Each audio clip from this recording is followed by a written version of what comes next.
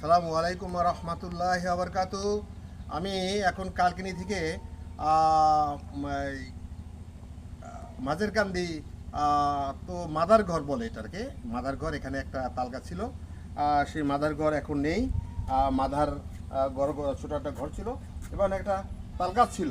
সেই তালগাছে নাকি শয়তান ছিল। আমরা এখান থেকে যেতাম, বুকে ফুটি আমরা দৌড়াদৌড়ি করতাম। আর এই হলো নতুন একটা ঘর দিয়েছে, টুরিস্ট প্লেস। কীরকম লাগে আপনি দেখেন, অনেক সুন্দর ঘর। দেখলে হয়তো আপনি মন রাঙিয়ে দিবে, মন মাতিয়ে দিবে। তারপরে এই পাশে আছে দেখেন বিশাল ধানি জমি, এখন ধান নেই, এখন শাপলা, তারপর খালি পড়ে রয়েছে। কিছুদিন পরে পানি যখন আবার শুকাবে আর সিজন আসবে, আবার পানির মধ্যে হয়তো ধান লাগাবে। অনেক সুন্দর জায়গা। এই হলো রাস্তা, এই যে রাস্তা, এই যে রাস্তা, আমরা যে রাস্তা দিয়ে কালকিনিতে আসা যাওয়া করি। অনেক সুন্দর রাস্তা, তা দেখলে হয়তো আপনার মনটা খুবই আনন্দ লাগবে। আমি মাঝে মাঝে আসি, দেখি, কিন্তু এই যে সৌভাগ্য হয়েছে যে আমি এই ঘরটা দিয়ে, এই ঘরটা দেখিয়ে একটা ভিডিও করব।